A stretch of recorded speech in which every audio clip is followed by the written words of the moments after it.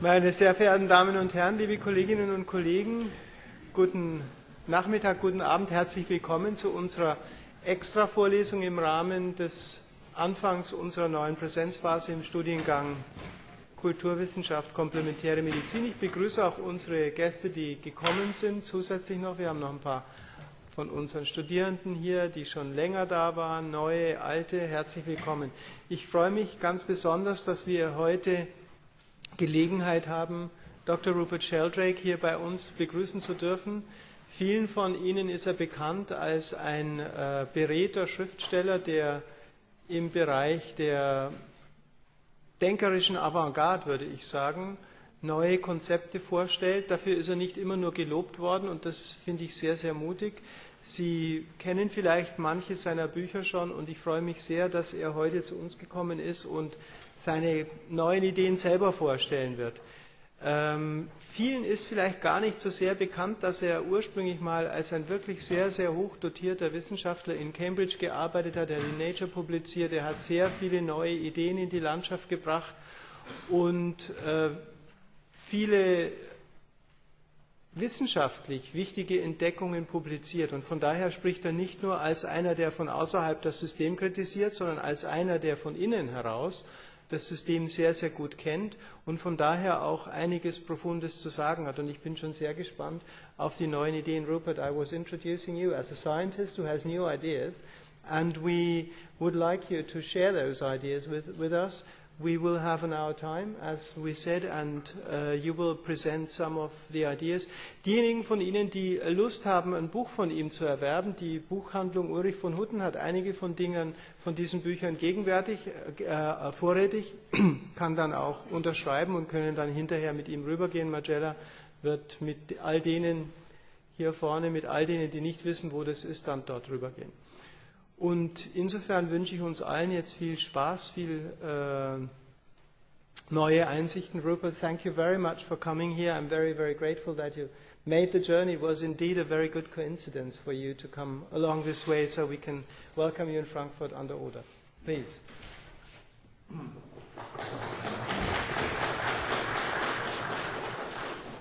Well, thank you. I'm very pleased to be here. I'm talking about the theme of my most recent book, in English called The Science Delusion, in German, der Wissenschaftswahn. And what the science delusion is the belief that science already understands the nature of reality in principle, leaving only the details to be filled in. We already know the answers for the big questions. This is the standard assumption that most scientists have. And not just most scientists, but most people in the modern world who pay lip service to science, even if they know very little about it. But I think there's a big conflict at the moment in the heart of science between science as a method of inquiry based on hypothesis and experiments and critical discussion, and science as a belief system or a worldview. For many people, science has become a belief system or a worldview. The kind of people who say, I don't believe in God, I believe in science, believe in a worldview which is actually a metaphysical or philosophical view of nature. Essentially, it's the philosophy of materialism, philosophical materialism. And this has become the dominant paradigm, the dominant model of reality within science. It became dominant in the late 19th century, and it's been in place more or less unchanged since the 19th century. Science has been extraordinarily successful. All of us are rightly impressed by the achievements of technologies that have come from science, like computers and mobile phones and jet airplanes and so on. And most people think that the foundations of science must be right because it's so successful. But what I want to argue today is that the foundations of science, the dogmas on which it's based, are all extremely questionable. And when we question these dogmas, I think that science opens up in a new way. I'm pro-science, not anti-science. And I think that science is being held back by this dogmatic belief system. that gets in the way of free inquiry. So first, I'm going to start by summarizing the 10 dogmas on which modern science is based. And then I shall discuss some of them. I don't have time to discuss them all today, but first I'll just give an overview of the 10 dogmas. First and foremost, there's the assumption that nature is mechanical. The preferred metaphor is the machine. Nature is a machine, the universe is a machine, animals and plants are machines, we are machines. In Richard Dawkins' vivid phrase, we are lumbering robots. Our minds are nothing but the activity of our genetically programmed computer-like brains. So this machine metaphor became the dominant basis of the natural sciences in the 17th century. It was the basis of the scientific revolution. And the scientific revolution was a revolution because it rejected the previous view of the world, which was taught all over Europe in the European universities. And the previous view was that nature's an organism, the earth is an organism, animals and plants are truly living organisms with their own souls. According to Aristotle and St. Thomas Aquinas, all plants have souls. The soul is the form of the body. And animals have plant-like souls as well, vegetative souls, which shape the body. And they also have animal souls. The word animal, of course, comes from the Latin word anima, meaning soul. Animal souls coordinate instincts, movements, sensitivity, and behavior of animals. And humans have a rational soul in addition to an animal and vegetative soul. The vegetative soul shapes the human body. The animal soul gives us our animal instincts and our animal nature and the senses and the way we respond in many ways similar to animals. But then in addition there's the rational mind. And that conscious part of the soul is embedded in a much larger psychic system. That was the view of the Middle Ages. And that was precisely the view that was rejected by the mechanistic revolution in science. Animals and plants were not organisms with souls that organized themselves, self-organizing organisms with their own purposes given by their souls. Instead, they were machines designed by an external designer, a machine-making God. There was a revolution in theology as well as science, and a completely new view of God as kind of external to the natural world as an engineer or designer of the machinery of nature became the view of God, a view of God that's extremely implausible. Most atheists today have rejected that view of God. Most Christians have rejected it too. It's an extraordinarily implausible view of God. But that became the dominant founding idea in the 17th century of science, and the founding fathers of science were all in favor of that kind of theology as well as that kind of science. So everything became mechanical, everything's a mechanism. The only thing that wasn't mechanical in that view of the world was the human mind. The human body became a machine and the human brain became a machine, but for Descartes there was still one exception to mechanism in the world, namely the rational human mind. The soul was taken out of all of nature and out of the whole body, leaving just the rational mind. That's the first assumption. The second assumption is that matter is unconscious. Nature is made up of unconscious matter, stuff, material, which is pushed around by external forces. Descartes defined matter as unconscious. He didn't prove it or test it or discuss it. He just defined it as unconscious. Consciousness was confined to three classes of being: God, angels, and human minds.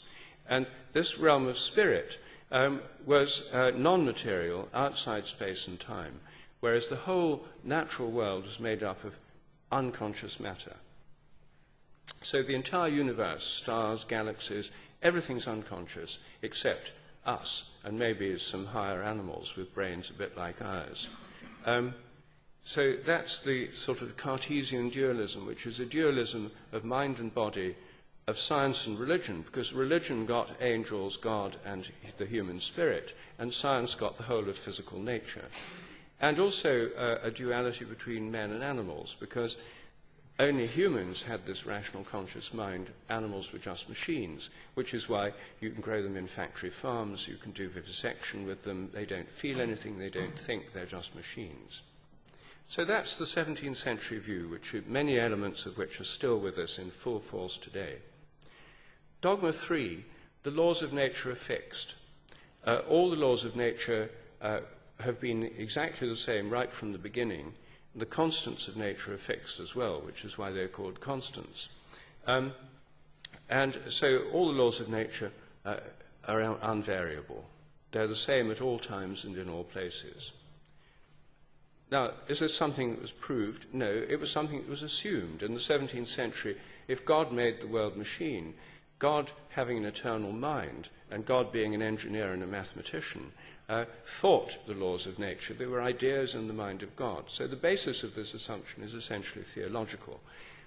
Modern atheistic scientists who've got God out of the picture are still left with free-floating eternal laws, which are like the ghost of the God of the world machine. The fourth assumption is the total amount of matter and energy is always the same, except at the moment of the Big Bang, when they all appeared from nowhere. We have the sudden creation of all the laws of nature and all the matter and energy in the universe at the Big Bang. That's the current worldview. As my friend Terence McKenna used to say, modern science is based on the principle, give us one free miracle and we'll explain the rest. And the one free miracle is the appearance of all the laws of nature and all the constants of nature and all the matter and energy in the universe from nothing in a single instant. Assumption 5 is that nature is purposeless. There are no purposes in nature, no final causes, to use Aristotle's term, no goals or attractors that make things move towards ends, that draw things towards future goals. Animals and plants are purposeless machines. Machines have no purposes of their own. They serve human purposes. If you get in a car, as long as it's working, it'll go wherever you want it to go. If you get on a horse, an organism, it might have its own ideas about where it wants to go. But machines have no purposes. Therefore, nature has no purpose, the universe has no purpose, evolution has no purpose. It's all totally pointless. It's just going on in accordance with impersonal laws and the blind forces of natural selection. Now, has any of this been proved by experiments accurate to many places of decimals and so on? Not a bit of it. It's a pure assumption, and the purposelessness of nature simply follows from the machine metaphor. It's an assumption derived from a metaphor. That's all. And yet, this is taken by most people to be a certain truth about nature revealed by science. It isn't at all. It's just an assumption. And of course, nature's full of purposes. We have purposes. Animals have purposes. So these are now explained as if they've just come into being by natural selection. But actually, purpose runs through the whole of nature. And in modern physics, the concept of the attractor, which does give a kind of pull from the future, has now reintroduced a kind of teleology into science, sort of smuggled it back in through mathematics. Assumption 6 is that biological inheritance is material. Everything you inherit biologically, as opposed to culturally, you inherit materially in genes, in the genetic code, in epigenetic modifications of the genes, and in cytoplasmic inheritance, like in mitochondria. So biological inheritance is material. Assumption 7 is that memories are stored as material traces in the brain.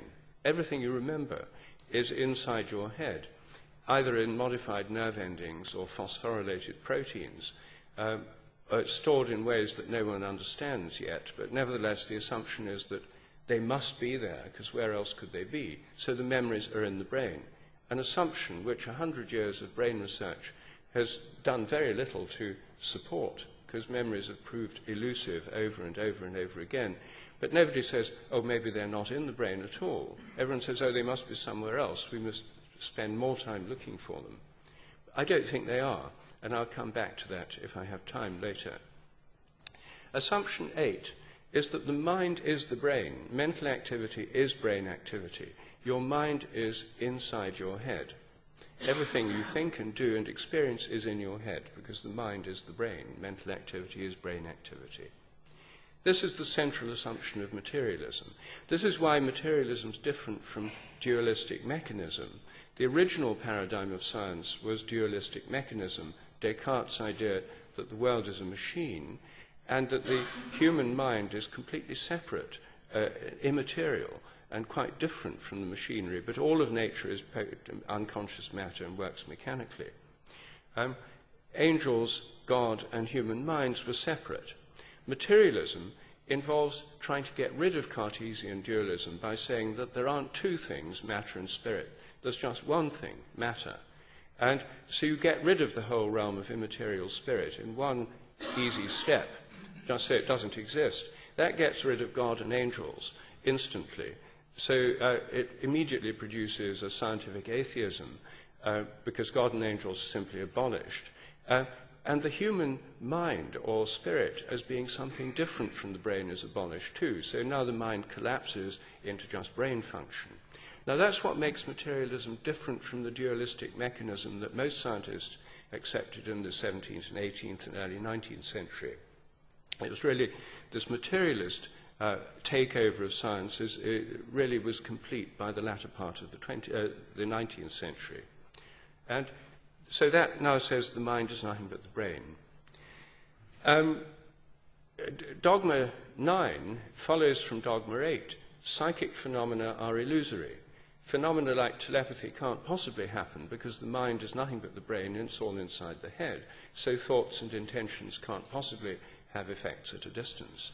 So even though people seem to have psychic experiences, even though parapsychology and psychic research has provided a great deal of evidence for their reality, they're impossible. So all this evidence must be dismissed as illusory, flawed, or fraudulent, because it's impossible that these things could happen if the materialist worldview is true. And finally, Dogma 10, mechanistic medicine is the only kind that really works. That's because the human body is a machine, so it can be treated by physical or chemical means, surgery or drugs, and of course those work very well in many cases. But that's the only kind that can really work. So-called alternative and complementary medicines may appear to work, but that's just because people would have got better anyway, or it's nothing but the placebo effect.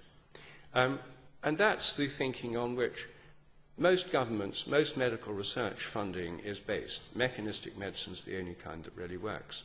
In Britain, our Medical Research Council, funded by taxpayers, spends about £800 million a year on medical research. And virtually every bit of that goes to mechanistic medicine, not a penny to alternative and complementary medicine.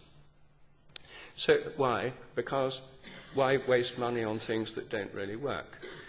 So these assumptions, these 10 assumptions, are the default worldview of educated modern people, not just in Europe and America, but over the entire world. This is how Indians and Chinese are now educated, and Africans and South Americans. And this is the assumption on which business, commerce, universities, media, and so on are based. This is taken to be the scientific worldview and treated with great awe and reverence because it's the basis of the modern world. So most educated people aren't actually taught this like a kind of scientific catechism. They absorb it by a kind of intellectual osmosis. But by the time most people are 19 or 20, they've absorbed this worldview, and they don't realize that it's actually a belief system. They just think it's the truth. They think other people have beliefs, but they know the truth. And so this is deeply embedded in most people's thinking. Now, I think every one of these dogmas is false. And I think every one of them imprisons science in a way that constricts genuine inquiry and scientific discovery. It also inhibits innovation.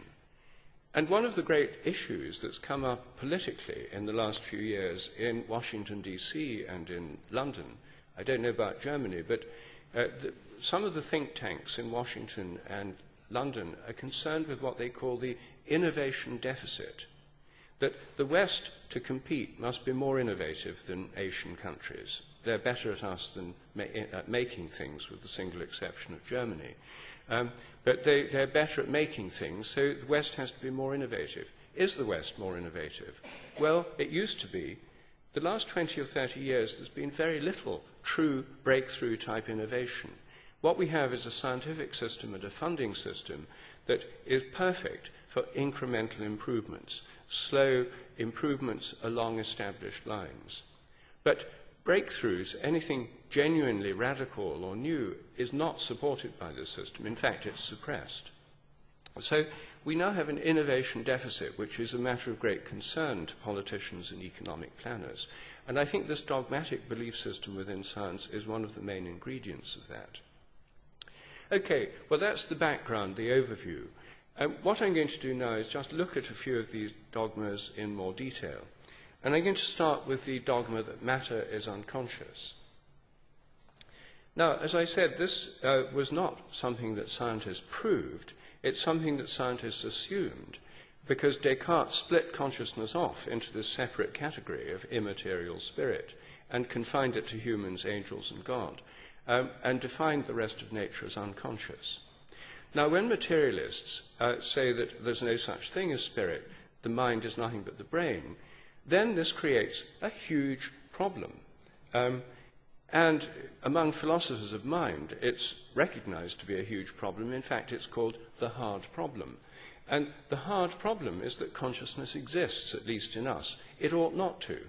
The universe ought to be totally unconscious if it's made of nothing but unconscious matter. We ought not to be conscious. Therefore, in the English-speaking world, the main effort of philosophers of mind in the last 40 or 50 years has been trying to prove that consciousness doesn't exist. It either doesn't exist or it does nothing. Either it's a meaningless epiphenomenon of the brain, or it's a hangover of folk psychology, and this subjectivist language, which is not objective and scientific, will finally be expelled from human discourse by the advances of neuroscience. This is the position called eliminative materialism, defended by quite a few American philosophers. So the attempts to explain mind away are very necessary because it ought not to exist. It ought not to be part of the natural order. We ought not to be conscious, and our consciousness ought not to do anything. Well, they believe it doesn't do anything. We don't have free will. It's just something that happens, like a phosphorescence around the nerve endings, but doesn't do anything. Now, this is a problematic point of view, obviously, because it doesn't correspond with the way most people think of themselves. Most people think they have some measure of free will. Our educational and our criminal justice system are based on these principles, and so is democracy, and so is indeed consumer choice. How does one deal with this? It's almost impossible to have a satisfactory materialist philosophy of mind, which is why there are so many rival materialist philosophies of mind, and materialist philosophers attack each other's and then put forward their own, and that gets attacked, and then they move on to another one. A few of them have recently given up. Most interestingly, a British philosopher of mind called Galen Strawson has come to the conclusion that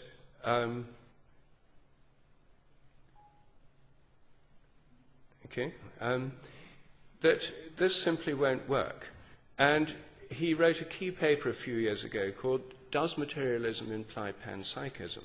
He is a materialist, but he thinks the only way that materialism can survive is by saying there must be some mental aspect to matter at every level of organization, even electrons or atoms, that only in that way can you avoid a kind of miraculous emergence of dualism when brains reach a certain size, if consciousness just pops into existence or emerges from something that's totally unconscious.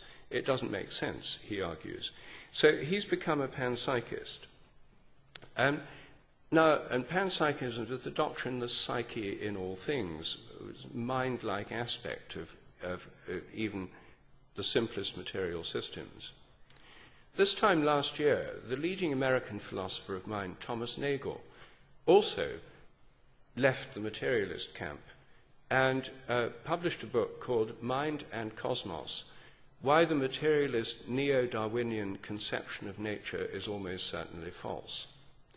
He's caused a huge storm among American philosophers. He's been denounced by them as betraying the cause and so on. But he's written a well-argued book. He makes a very good case for it. He's a sincere man. He's still a materialist, but he thinks materialism has to embrace panpsychism. Then, of course, it's rather questionable if it's still materialism. But this is the new area to which they're pointing. But, of course, panpsychism is not a new philosophy. It's an old one. In the Middle Ages, it was pretty well universal.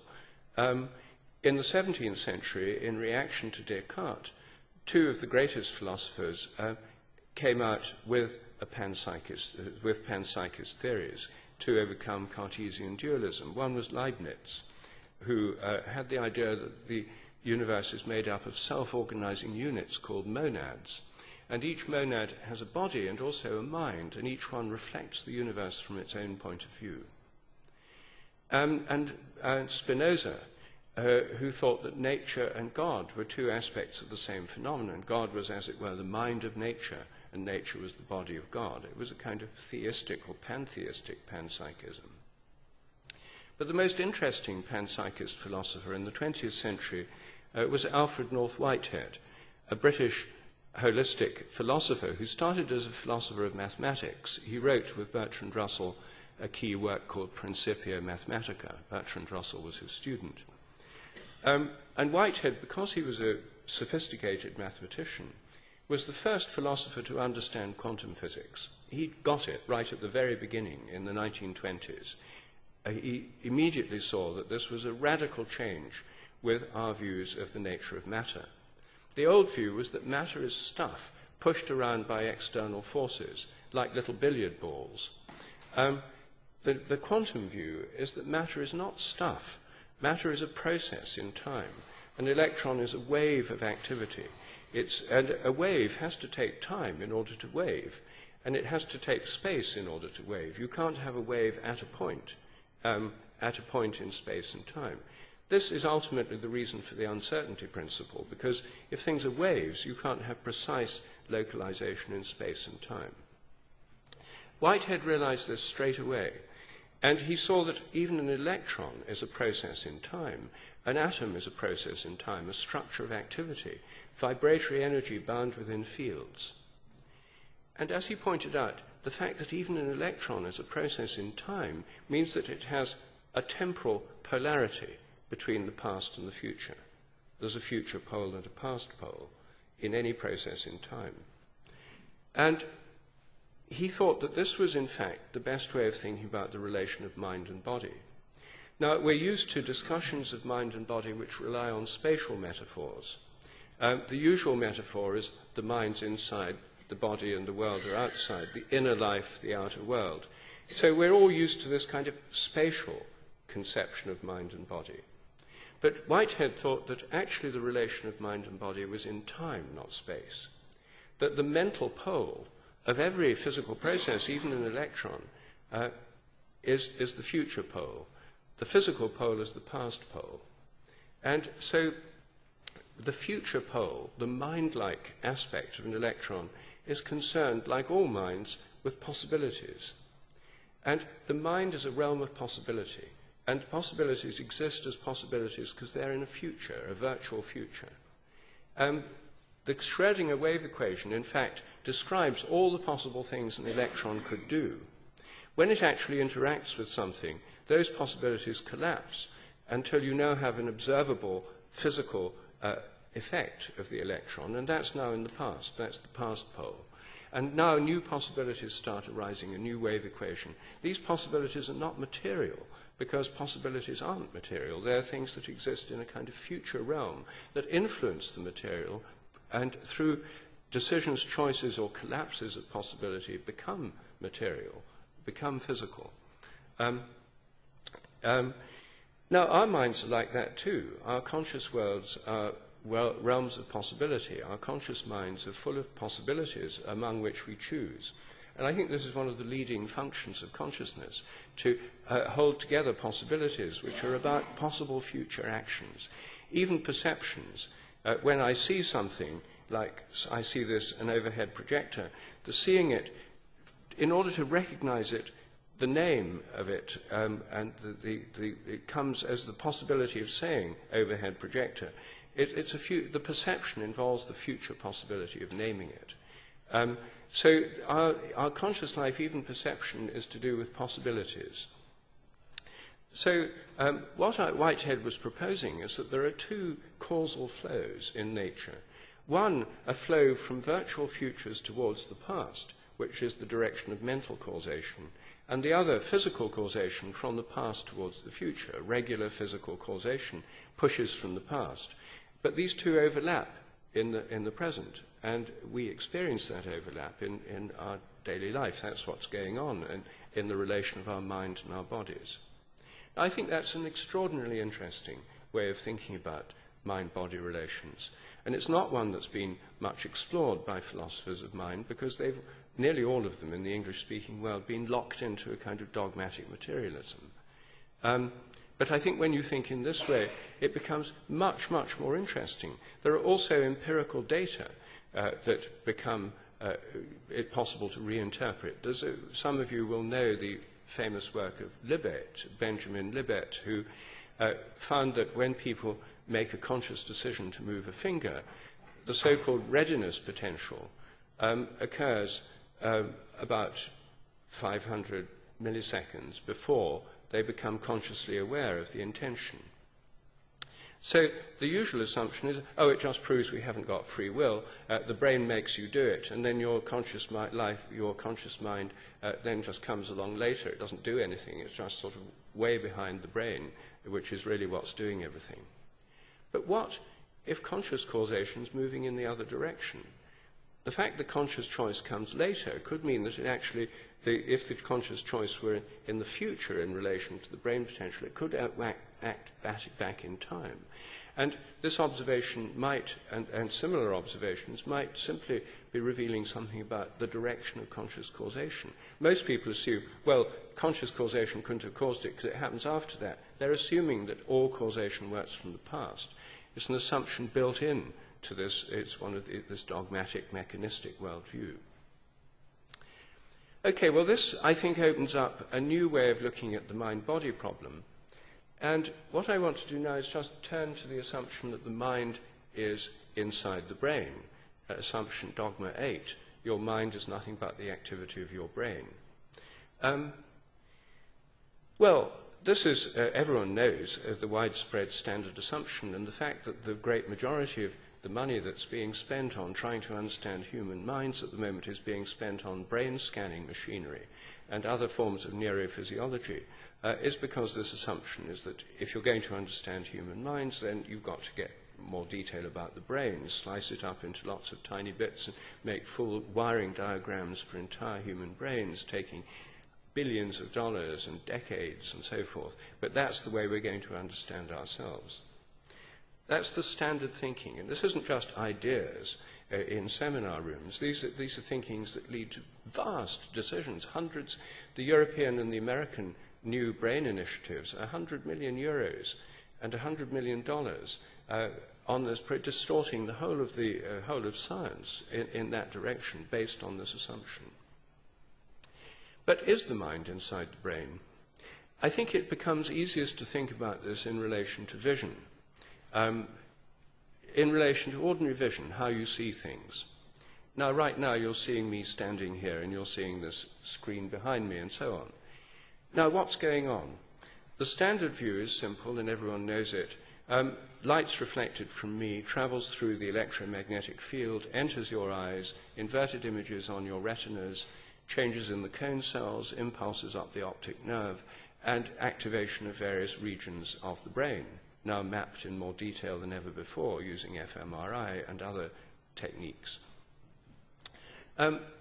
Well, that's what we know. And we know a lot more than we used to in a lot more detail. But does it explain vision? Well, no, it just describes changes in the brain. The first thing it doesn't explain is why you're conscious of what you see. That's the hard problem. The fact you shouldn't be conscious at all from this neurophysiological perspective. There's nothing in those readings of nerve cells that tells you anything about consciousness.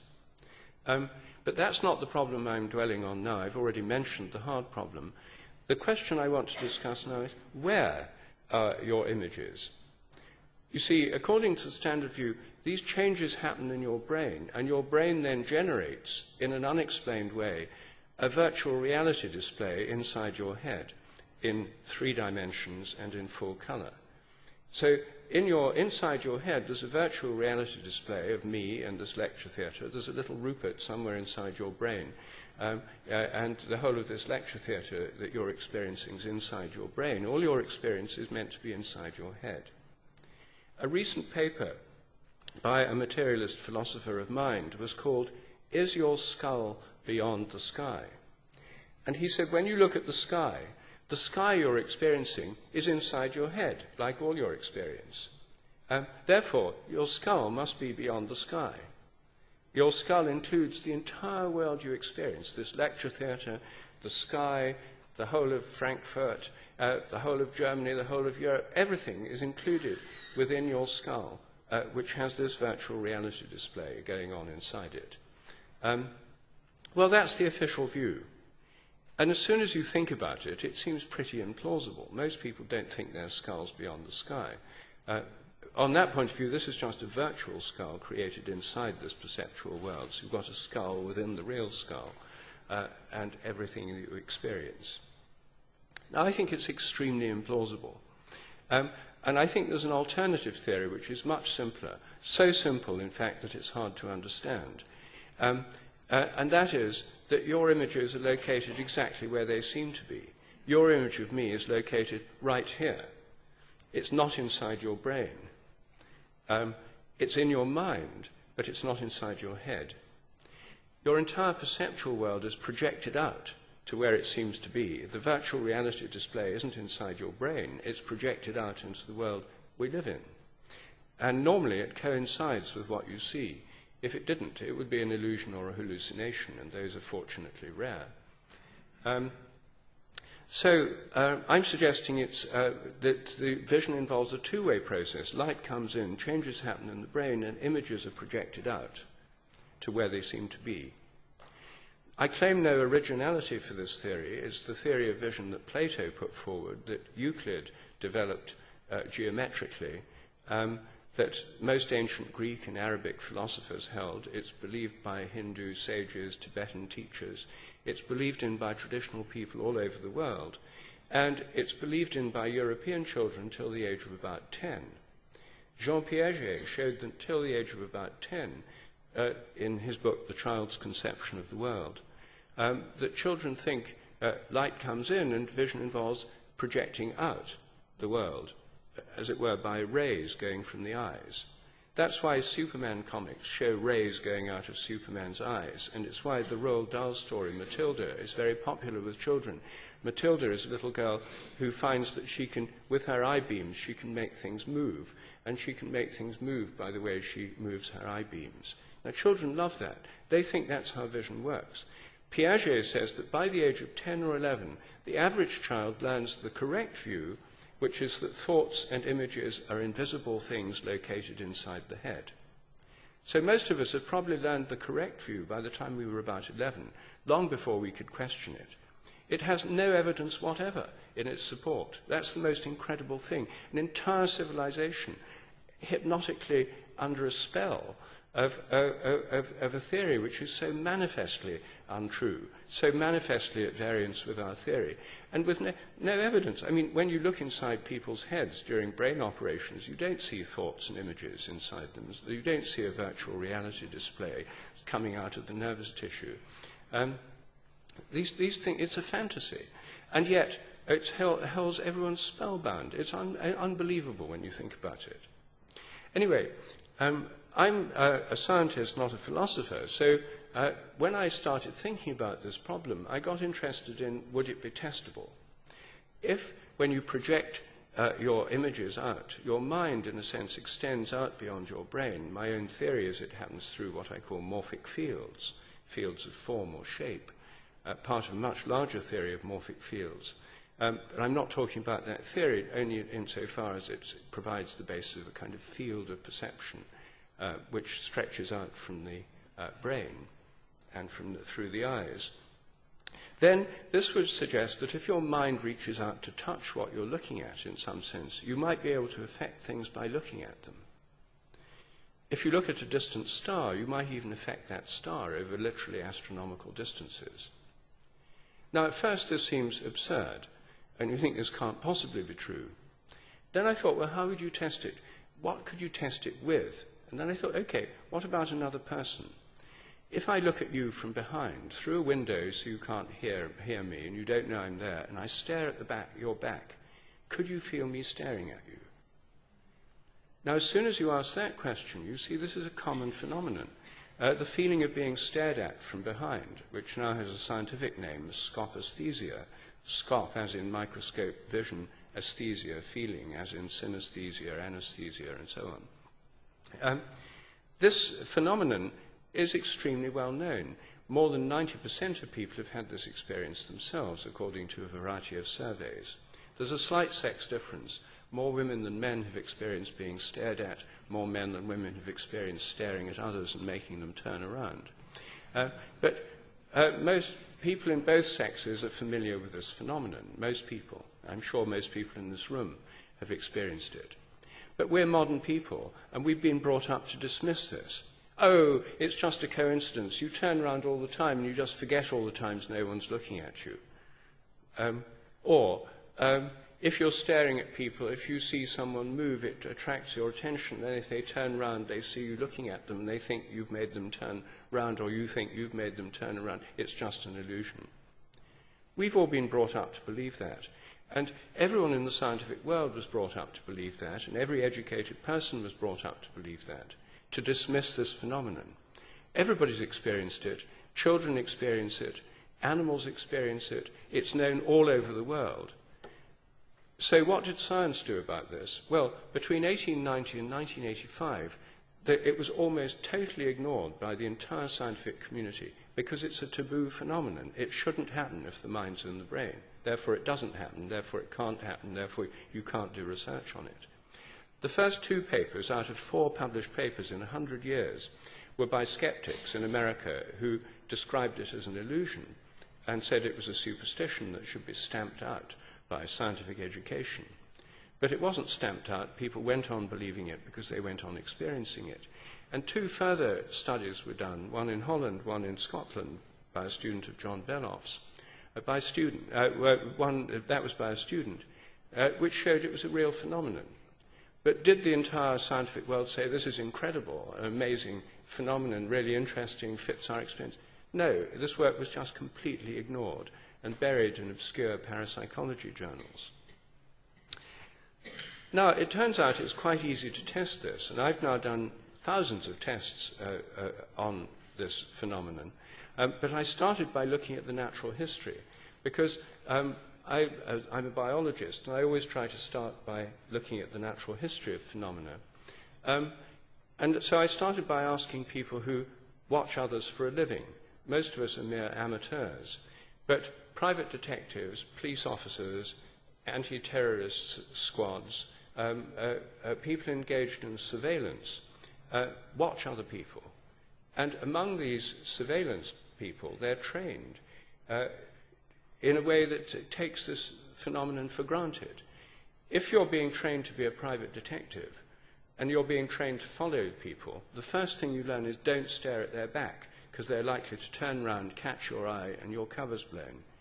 Of course, you have to look at them a little bit, otherwise you lose them, but you look at their feet as rarely as you need to. That's standard training. In the British Special Armed Services, Special Air Services, SAS, when they're being trained to how to stab people in the back, the first thing they learn is don't stare at their back as you creep up to stab them, because they're likely to feel you coming and shoot you first. In the Japanese and Chinese martial arts, this phenomenon is taken for granted, and they have training programs to increase sensitivity, because it's useful to know if someone's creeping up behind you and looking at your back, planning to attack you. And in Aikido and other martial arts, they have a training procedure to increase people's sensitivity, because it's useful. So these things are taken for granted by people who are practical people in a world where it really matters. They're denied in the academic world as part of this maintaining this intellectual taboo, and because this dogma should not be questioned. But it's actually quite easy to do experiments, and the simplest experiments involve people working in pairs. One of them is blindfolded, the other's behind them, and in a random series of trials they either stare at the back of the person's neck or look away and think of something else. Now, many of these trials have been done by many different people. Most of them have given positive, highly significant results. The biggest experiment's been running for 20 years in the Amsterdam Science Museum, where a computerized version of this experiment has been done by more than 20,000 different people. The results are overwhelmingly positive and highly significant statistically.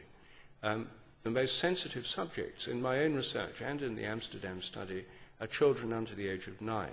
Most of us become less sensitive as we get older. Now, it turns out that this phenomenon, surprisingly, also happens when people are watched through closed-circuit television.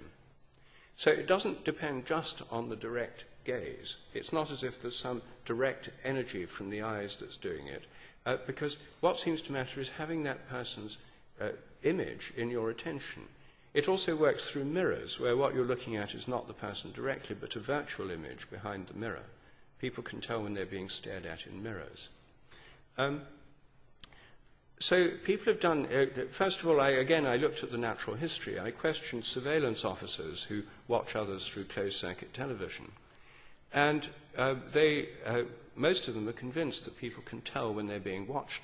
Not everybody. Most people are not security conscious, but people who are afraid of being watched become more sensitive. And apparently it's well known among security officers that they can feel when they're being looked at through a surveillance system. There have been experiments on this using closed-circuit television. In these experiments, the subject wears electrodes to measure skin resistance, which is like a lie detector, galvanic skin response, measures emotional arousal. And in another room, someone either looks at their image on a CCTV monitor or they don't look at it. And the skin resistance changes significantly when the other person is paying attention to them. This experiment's been replicated by several different experimenter groups.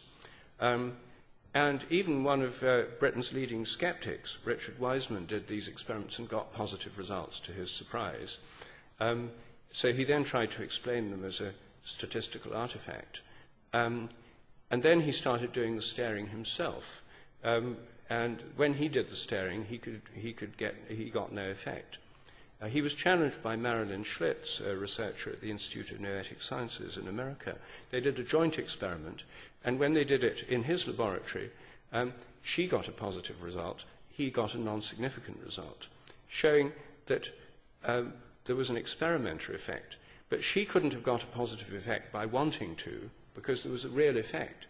He could have got a non-significant effect by not wanting to get one, by not looking very hard. And when he was interviewed afterwards, he said, "Oh, yes, I found it intensely boring. I didn't pay much attention to them," the subjects he was looking at. So, anyway, there's a large literature on this now, scientific literature, and the sense of being stared at seems to be real. And animals seem to have it too. I've interviewed wildlife photographers and hunters, most of whom are convinced that animals can tell when they're being watched, even from a distance, even when the person is hidden, even if they're looking through a telescope or binoculars. And I think this is a normal, natural ability. I think it's evolved in the context of predator-prey relations. If prey animals can tell when a predator's looking at them, they'd escape better than if they can't tell. And so I think humans have this ability, not because we're special, but because we're animals. And I think many, many animals have this, and it's just part of animals' way of responding to threats. I think all animals, not just humans, project out their perceptual world. I think this is the way vision works in general, not just in us. So I think the sense of being stared at and these phenomena are normal, not paranormal, natural, not supernatural. But the taboo within science has inhibited research on this, and there's been no research that I know of on the natural history of this in wild animals. or even experiments with predator-prey setups in the laboratory. I did try doing some experiments at home with a cat and a mouse, but I'm afraid my wife stopped it because she didn't want me having mice in the house. And I then tried to do it in our shed, but the cat didn't like being there. So I've had a problem doing this actual experiment, but it's one that can be done on an extremely low budget, in fact a zero budget, and would help to advance scientific understanding, ecology, and studies of animal behavior. For no budget at all. Why doesn't it happen? Because there's a taboo. People would lose their job if they did this in a university. They'd ruin their career. So now I want to come on to the dogma that psychic phenomena are illusory. This underlies the activist campaigns of skeptic groups all around the world. And these are people who think they know for sure that these things are entirely improbable or impossible. So anyone who has any evidence for them must be fraudulent, or else they must be doing such bad experiments that the experiments are worthless.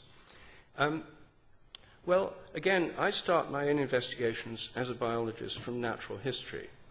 And I think that a connection between members of animal social groups is a key feature of animal behavior.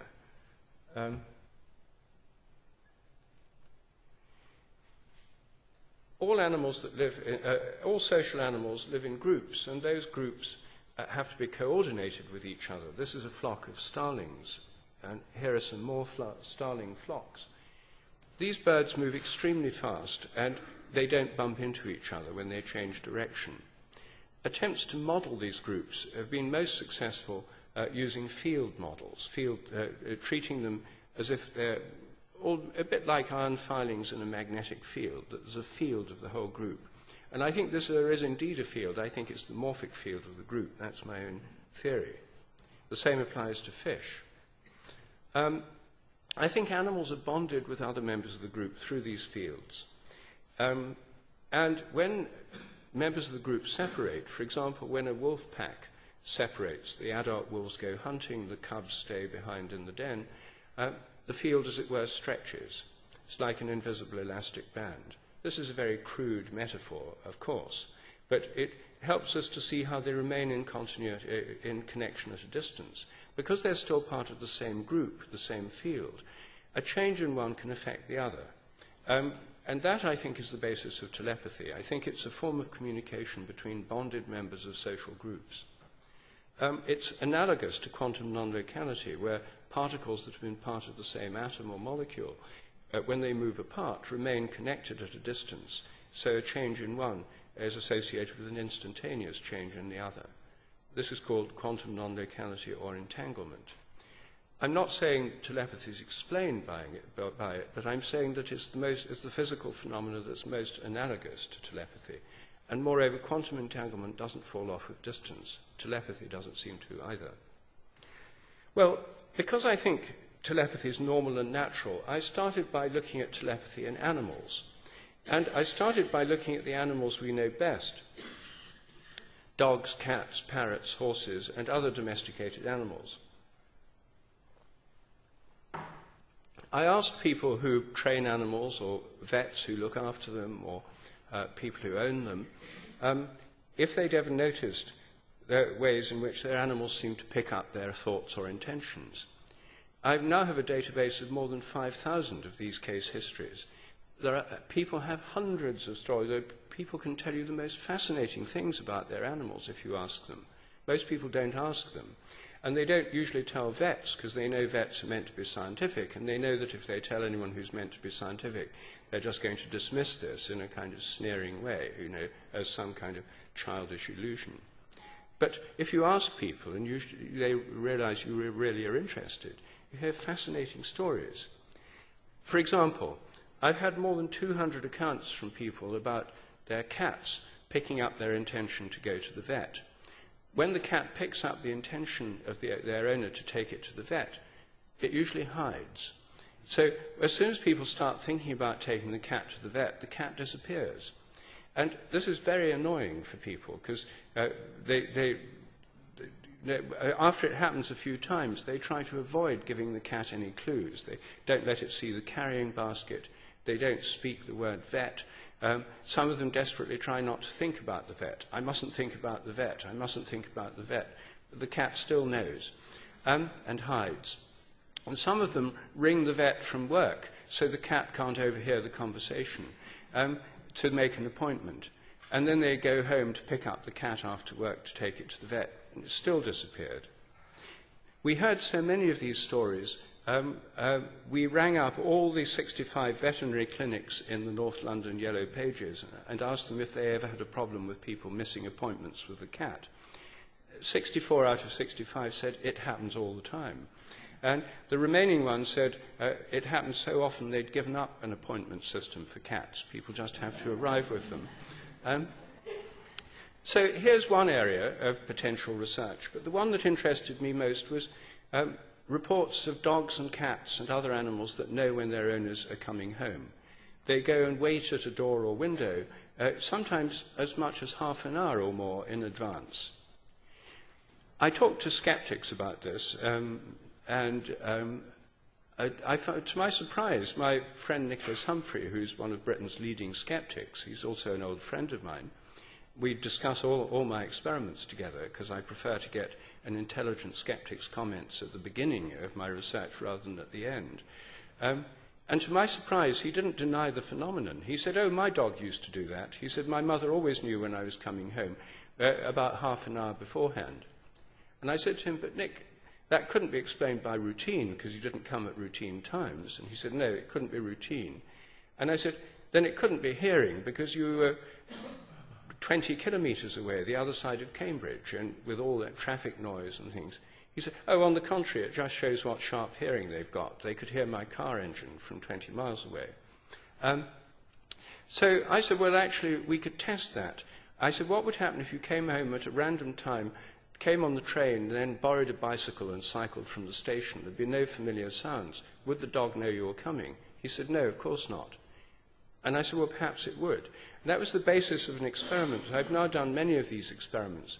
We film the place the dog waits. We have people go at least 8 kilometres away. They come at random times. We pick the random time. We tell them by telephone. They don't know in advance when they're coming. They travel by taxi to avoid familiar car sounds. The people at home don't know when they're coming.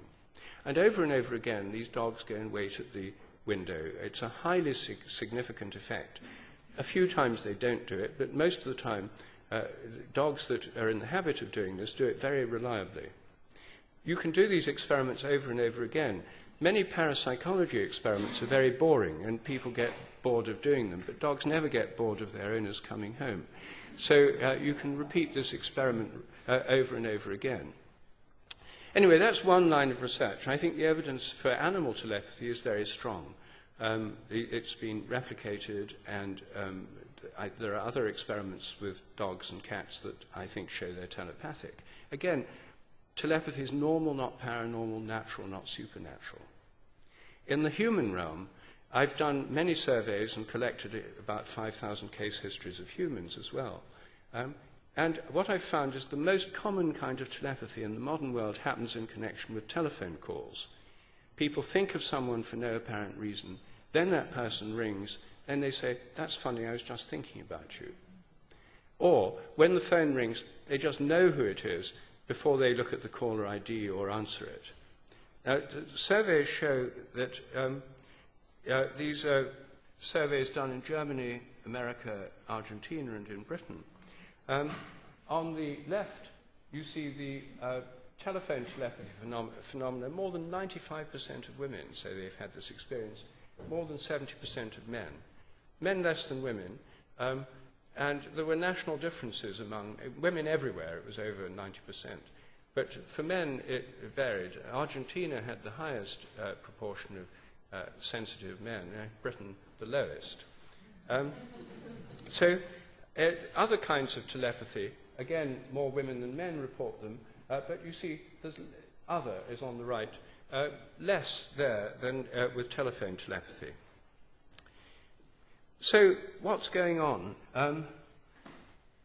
Well, you've all been trained in the scientific method. So you all know what you're meant to say. If somebody says, I've had this experience, you're meant to say, and perhaps you already have said, well, you look scientific and thoughtful, and you say, well, couldn't that just be a coincidence? You think about people all the time, and if one of them rings, then you might think it's telepathy, but you just forget the millions of times that they don't ring. And most people, when they hear their argument, say, oh, yeah, well, maybe it's just coincidence. I heard that so often, and in fact, I used to say it myself when I was a militant skeptic type, when I was an undergraduate.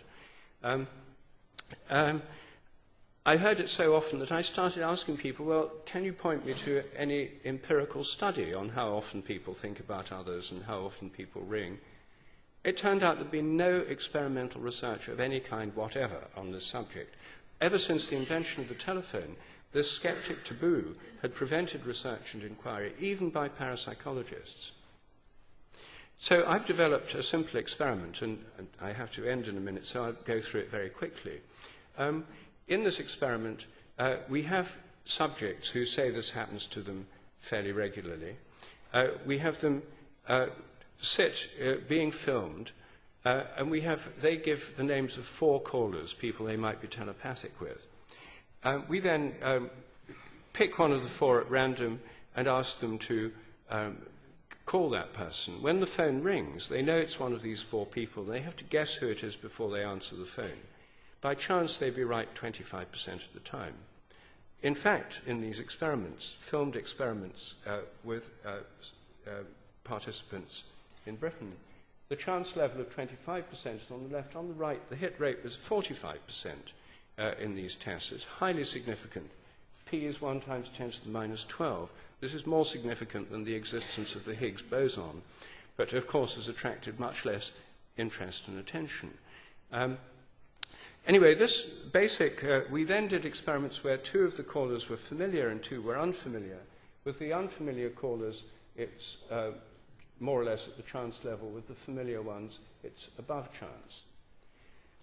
Now, this research on telephone telepathy was replicated at the University of Amsterdam by Dick Bierman. And he did an interesting experiment. He tested some people at 1,300 hours local sidereal time. It's a peculiar phenomenon that's been found in several experiments. At a particular time of day, people seem to be more sensitive. He got highly significant results. And then he tested people at the minimum time and got non-significant results. When you added them all together, it still came out as a significant effect. And then Stefan Schmidt and Harold Wallach have repeated this experiment too, and they found most people that they tested weren't very sensitive, but they found one woman, a Bulgarian woman, who was, and who scored way above chance in a similar way to the results I presented here. This is a new way of testing for telepathy. It's given highly significant positive results. It shows no effect of distance. I've done experiments with people in Britain who've come from Australia, and some of their callers are at the Antipodes, and they've done better with familiar people like mothers in Australia than with less familiar people in Britain, showing that emotional closeness is what matters, not physical distance. It's a great student project. I now have an automated version of this test running on off my website, not yet working in Germany, but it works in Britain and the United States, and there's a group in Vienna who are getting a German version of it working. I hope that they'll be able to get it working for Germany as well as Austria. In the automated version, there are 2 callers. You register, you put in 2 friends' names or family members' names and mobile phone numbers.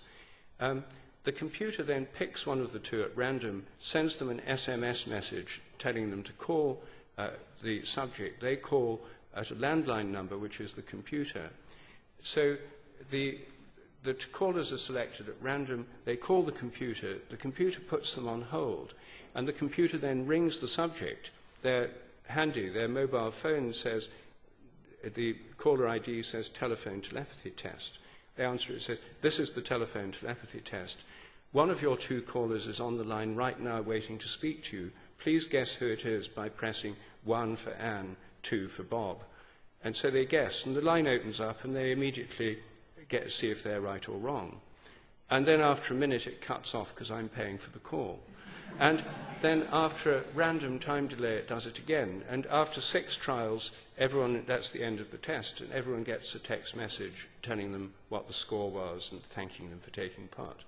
This is giving highly significant positive results, and it's now working, and we've done many, many trials with this system. I've also shown very similar effects with telepathic emails and text messages and in internet messages. The same principles apply in all these cases. So that's just a very brief summary of some of this research on telepathy, which I think shows that that the mind is more extensive than the brain. It ought not to happen if the mind's inside the head, which is why materialists think it can't happen. The evidence of people's experience and of experiments shows it does happen, and that our minds are not confined to the inside of our heads. They reach out beyond them in every act of perception, and our intentions reach out. Dogs know when their owners are coming home because they feel their intention to come home. People know when you're going to call them because they feel your intention to call them. That's why they sometimes feel it just before the call, because you have to have an intention before you make a call. So our minds are much more extensive than our brains. Well, I've only had time to discuss 3 of the dogmas so far.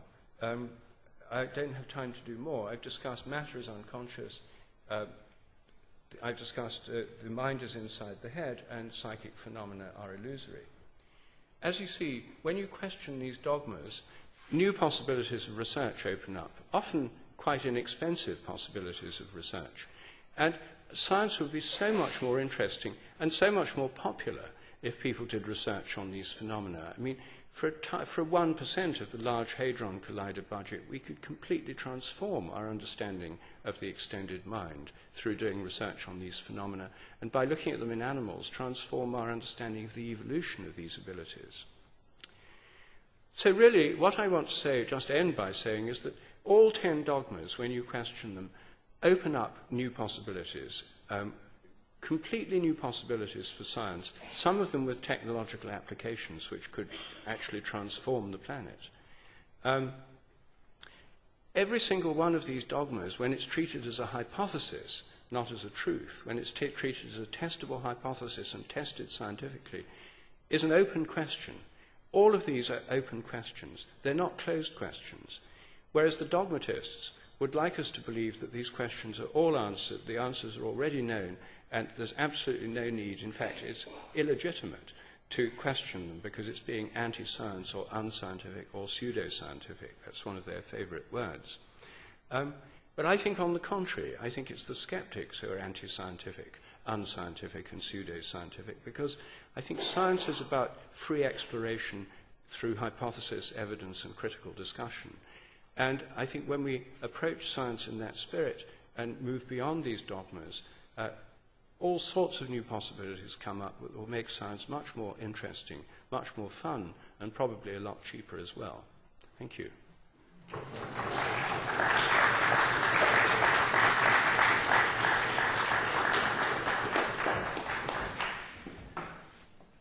Thank you very much, Rupert, for this extremely enlightening talk, I feel. I now understand why Anthony Freeman called you a heretic. I don't know whether you know about that. In the Journal of Consciousness in 2005, Anthony Freeman discussed why there was such an affair. And he said, just for everybody who doesn't know that, Anthony Freeman used to be the editor of the Journal of Consciousness Studies, and he was talking about Rupert being a heretic because he's from the inside of the system, knowing exactly how it works, and that's what you showed us. And I think this is also what makes your thinking and your ideas so fruitful, because they could actually be transformed into something very, very useful for science. And I think you've showed us that this is what you actually want. So maybe we can discuss your thoughts and discuss how to move it forward. The floor is open to questions. I think everybody can speak in English with you. Wenn irgendjemand nicht gut genug Englisch meint zu sprechen, ich kann das auch übersetzen. Es gibt auch Fragen in Deutsch.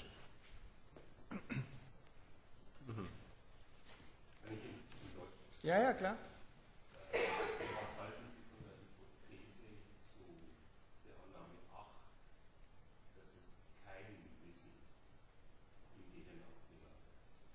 So this is a question to your hypothesis number 8, that there is no knowledge in the brain. What do you think about that? He wants you to give another talk, you know. Oh, well, I already tried to show that the mind is not confined to the inside of the head through perception. What about knowledge? That's what. Well, no, knowledge. You see, I don't think memory is stored in the brain either. I think the brain is more like a TV receiver than a video recorder.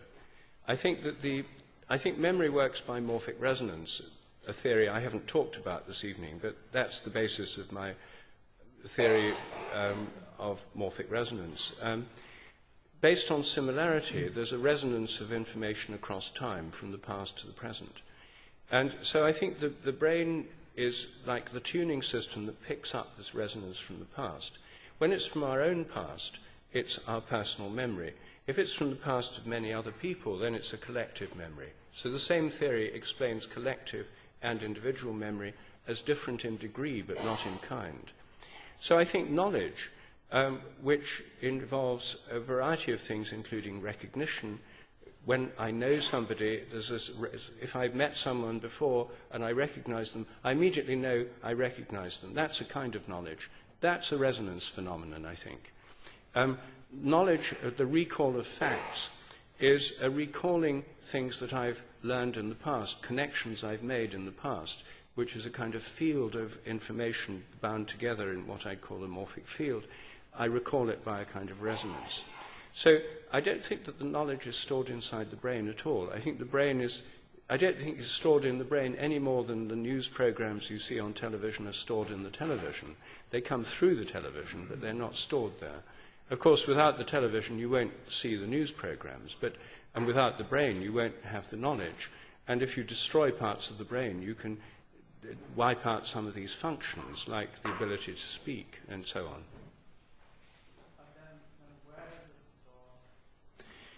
Well, the question is, where is memory stored? Well, you see, what I would say to that is that it's the wrong question, because where is a spatial question. It demands a spatial answer. But memory is a relation in time. Our experience of memory is, if I recognize somebody that I've met before, like I saw Harold today, I recognize him because I've met him in England and we've met many times. Now, the idea that that a kind of picture of Harold is stored somewhere in my brain is a theory. It's not an experience. My experience is of recognition when I see him. And I think there's a direct resonance across time, from the past, last time I saw him, to seeing him again now. So the idea that it must be stored, the idea it's stored, and secondly, where, are both hypotheses, spatial hypotheses, which I don't think are appropriate. Now, if you start with those hypotheses, then, of course, you have to say, well, where is it in the brain? And if it's not in the brain, maybe it's somewhere else in the body. This came up recently in a fascinating experiment that was done with flatworms in America. You may have read about it about 2 months ago. Some researchers at Tufts University trained flatworms in a learning task. They learned something. Then they cut their heads off. They don't have a very big brain, of course, but they cut off what brain they have and their eyes. And the flatworms, in 5 or 6 days, regenerated a new head. And when they'd regenerated a new head, they could still remember what they'd learned. So, is this morphic resonance, which is what I think, or is it what they proposed, the memory must be stored somewhere else in the body, not in the nervous system or the brain? The experiments are ambiguous. I actually wrote to the scientist who did it and said, this could be morphic resonance. And he replied to me and said, I agree. He said, I think it's the most plausible explanation, but of course I can't publish that because my career would be in ruins. There are lots of people in the scientific world who don't think in this narrow dogmatic way. Science is full of people who think in a more holistic way, but are afraid to say so to their colleagues. I think what will really change science is when there's something like the gay liberation movement, when people come out of the closet. I think science is full of closet holists who think much more broadly. You must have this experience. I have it all the time.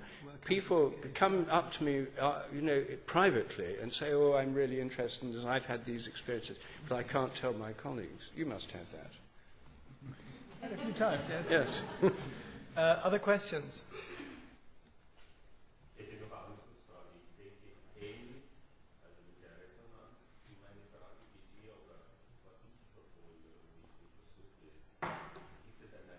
Also gibt es beides im Denken des sowohl als auch in der. Was meinst du mit Replikat? So etwas Ähnliches wie eine Kopie, aber in einer anderen Organisationsform. Also ein Duplikat stimmt nicht. Also etwas, was analog vorhanden ist in einer neurologischen He seems to be thinking about a replica or a copy of whatever it is that makes up memory somewhere. Do you think there is something like that? No, I don't think there's a replica or a copy. I think there's a resonance from the past to the present, directly across time or through time. My main book on memory in English is called The Presence of the Past. That's the one in German, it's translated as Das Gedächtnis der Natur. But the thesis there is that there's a direct link, a direct resonance across time and space, from the past to the present. That's a hypothesis. Exactly how it works, I don't know, and no one knows. I think in the same way that there's so many phenomena, but I looked at is that I have no word for replication, like in the languages, also im subkortikalen Bereich haben wir Handlungsinformationen und das schaut so aus, als hätten wir die Information doppelt zur Verfügung. Und meine Frage lautet, ob die Erfahrung... He's talking about the subcortical area where there may be replicas or a double of information. I don't think that it's doubled in the brain. I think the hippocampus is involved in many kinds of learning, especially spatial learning. And I think that when a memory is laid down, there's an activation of various parts of the brain in parts of the hippocampus. And when the memory is recalled, there's an activation of those parts of the brain. But I don't think it's stored in between. I think these are the resonance systems that both create the pattern and then resonate with it. So I don't think, and in fact, people, when they try to find memories in the brain, over and over again, they fail to find them. They've been looking for them for years and years, and every time they think they've found them, it turns out they're not really there. So they say they must be somewhere else. Andere Fragen oder Kommentare, Widerspruch? Niklas. Thanks, Rupert. Again, I just want to repeat how important and beautiful I find it that you point to those unquestioned assumptions underlying much of scientific work. And my feeling is there are many more of those than the 10 that you mentioned. And I'm just wondering are you in the process of picking up more of them and pointing to them, or is there a joint effort to collect more of them, or I don't know. And then there's one in particular that I'm thinking of that's kept me busy in my work, and that's the assumption that if something is real, it's replicable under experimental conditions. And that is one that, in some sense, I feel vibrating sort of also in your work, because you often say that, well, this is proven because it's replicable in the experiments that you've done, while at the same time also I see that there might be something like a replication problem with those experiments. So I'm just... Okay, yeah. That's an interesting question. But first of all, not everything in science involves replicable experiments. I mean, astronomy, for example, you can't do any experiments at all. All you can do is observe. And you can't sort of create a supernova explosion in a galaxy just so and then change the conditions. So not all of science is based on replicable experiments. So astronomy is probably the most important and fundamental of the physical sciences, where the scientific revolution began, from the Copernican revolution from astronomy. And it has a very high prestige within science, and yet it's not experimental. But the question of replicability, I don't think it's a separate dogma. I think it follows from the laws of nature are fixed. I think it's part of dogma 4, the laws of nature are fixed. The reason that people think replication ought to be possible is because the laws of nature are the same at all times and in all places. They're fixed and they're universal. That's part of that assumption, that dogma. So everything should be replicable because the laws are fixed. Now, according to my own ideas about morphic resonance, a lot of phenomena are not replicable because when you do something, it affects what happens later. So one of the predictions of morphic resonance is that if you train rats to learn a new trick in one place, like Frankfurt, then rats all around the world should learn it quicker because they've learned it here. And the more that learn it, the quicker it should be everywhere else. If you crystallize a new chemical compound for the first time in Frankfurt, then it should get easier to crystallize all around the world. And you won't get the same result you got here because of morphic resonance. But when phenomena have happened many, many times, they, I think, reach a kind of asymptotic limit when there's been billions of past cases resonating with what's happening. Then you don't notice any further change. They behave as if they're governed by eternal laws. And most of science is dealing with the regularities of nature. Most of science deals with what I call the habits of nature. I think the regularities of nature are more like habits than laws. And when you're dealing with habits, they are replicable. Habits, you know, even our own habits, we're fairly predictable to those who know us well, because we have repeatable habits. And I think the whole of nature has repeatable habits. But there are certain things which are not replicable, even in existing science. And one is any creative act. Anything that's truly creative in nature, the first time there's an eye or an ear or a feather or a bird can fly or something, or the first time someone has an idea, that's a creative act which is not predictable scientifically. You can't predict creative acts by their very nature. And as soon as it's happened once, then the next time it happens, it's no longer an original creative act. It's not. You can't ever recreate that original creative event because that creative event changes the world by having happened. So there is an issue of replicability, but it's not one that makes science impossible, and it's one where the principles of replicability have become testable. I mean, I know there are some people, like I was at a conference in Vienna just a little while last week, and I was talking to von Lucadou, who's got this theory of a form of weak quantum theory, which says that certain kinds of psi phenomena would not be repeatable in an exact way. I had a long talk with him about it, and I think it might apply to some psychic phenomena, but it's not been my experience. I mean, with the telephone telepathy tests, it seems to be a fairly robust phenomenon. And in the real world, it's happening all the time. And dogs that know when their owners are coming home, the experiments were repeatable. And there are many people who have dogs at home who know when they're coming. They do it day after day for years. It doesn't all vanish away in some kind of quantum cloud. So some of these phenomena seem more robust than others. And I don't know exactly.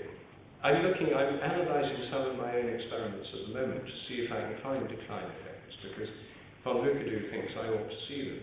And I've only found one so far. I have found one very mysterious decline effect. It was in the precognition experiment. Welcome to the club then. Yes.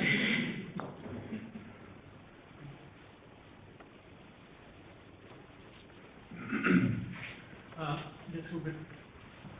Very wonderful talk, very inspiring, and it makes me think about what can we do to change science, to bring science to another edge. And I see you doing several things. I see you developing theories. I see you performing experiments, creating data, and I also see you talking to skeptics a lot. which I admire you the most for your continuous dialogue with the skeptics and pointing them at the right point.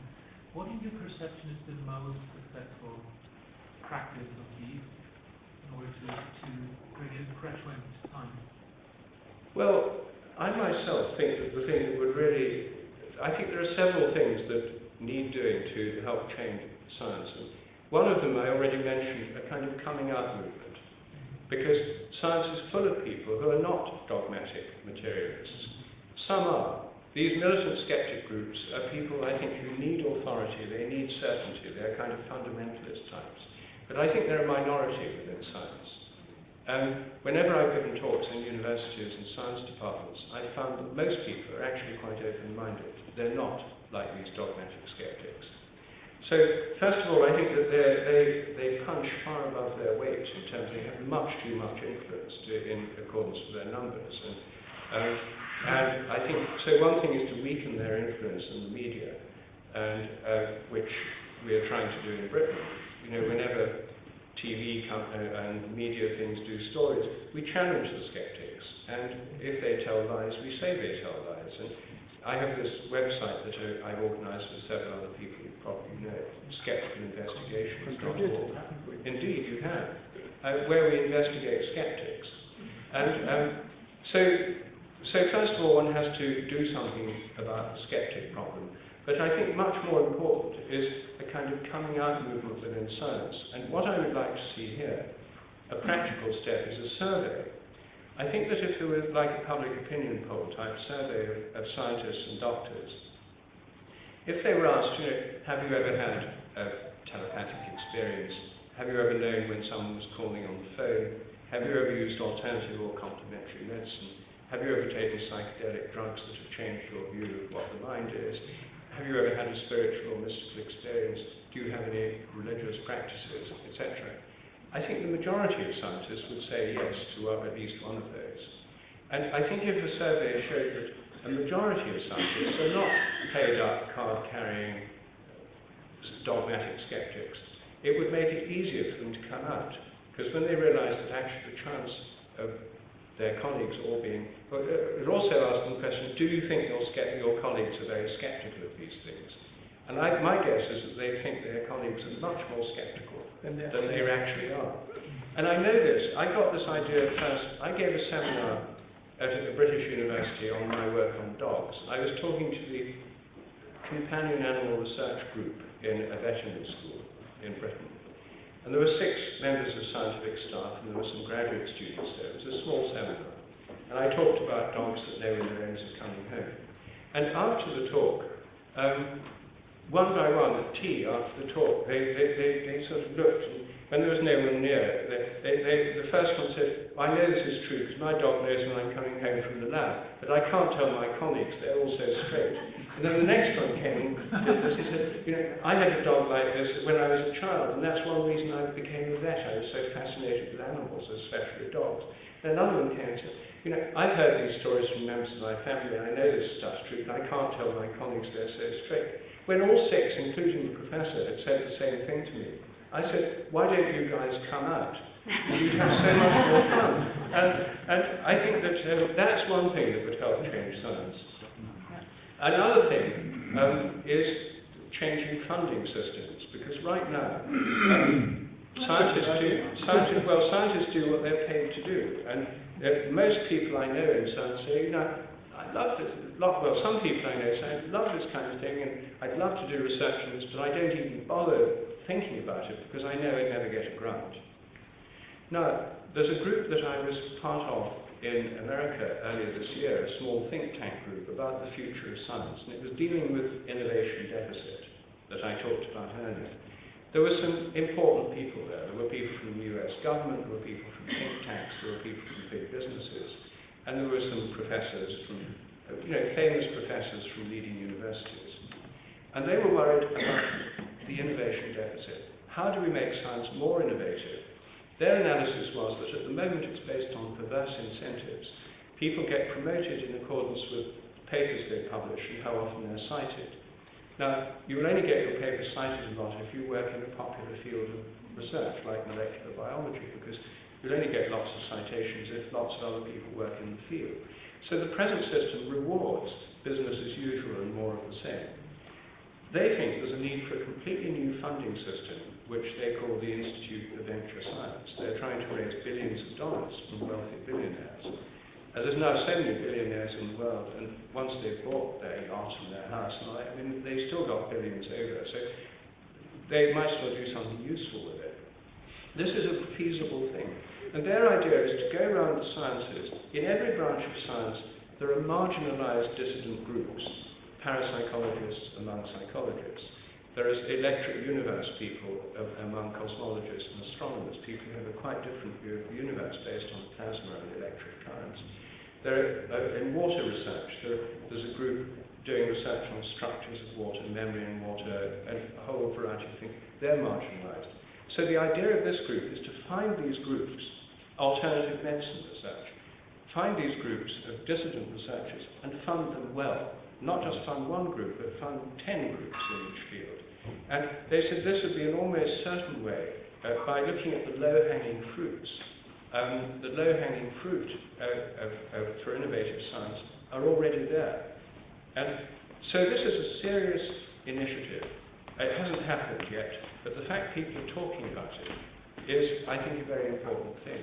And I don't think governments are going to change the way they fund things, because they're too dominated by bureaucrats and committees.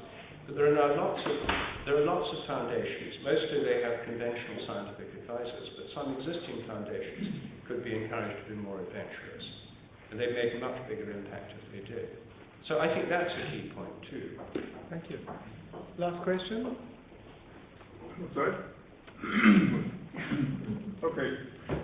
Let's take that situation. I am thinking of somebody, and a minute later or a moment later, that person calls me by telephone.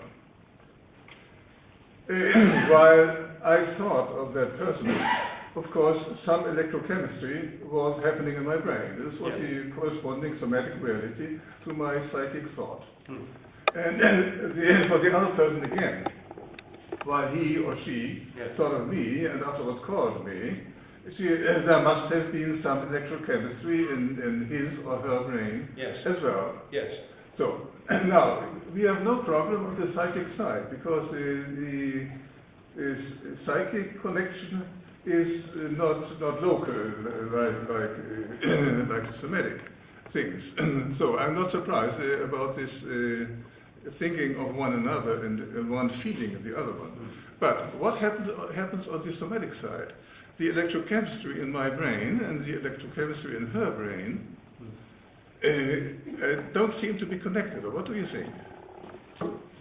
Well, obviously when you have thoughts of somebody else, you have particular patterns of brain activity, and they're thinking of you, you're thinking of them, and it may be that your thinking of them sets up a kind of resonance with them, or they're thinking of you. There may be an element of resonance in this telepathic Electrochemical resonance? No. You see, the morphic fields are resonant patterns of activity.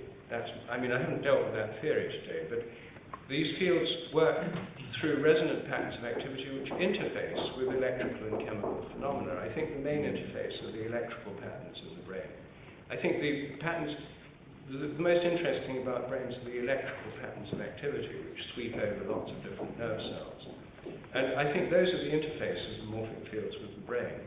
I don't think the morphic fields are the electric fields, but I think those are the interface between them. So I think that these fields would interface with the brain and the electrochemical patterns. So I don't see, that isn't a problem with this theory. Of course, the details of how it works, I don't know, nobody knows. But we don't know the details of how even standard thought, mind and brain interaction occurs. Okay, we are at the end, so thank you once more, Rupert, for coming, for a very fascinating talk, for inspiring us. Für diejenigen, die wollen, Marcella wird hinübergehen in die Buchhandlung, dann kann er noch ein paar Bücher signieren, für die, die wollen. Für die anderen, halbe Stunde Pause, knapp, 5:45 machen wir weiter mit Herrn Professor Klaus-Michael Meyer-Abich, der hier dann noch einen Vortrag halten wird. Danke für all diejenigen, die jetzt extra gekommen sind.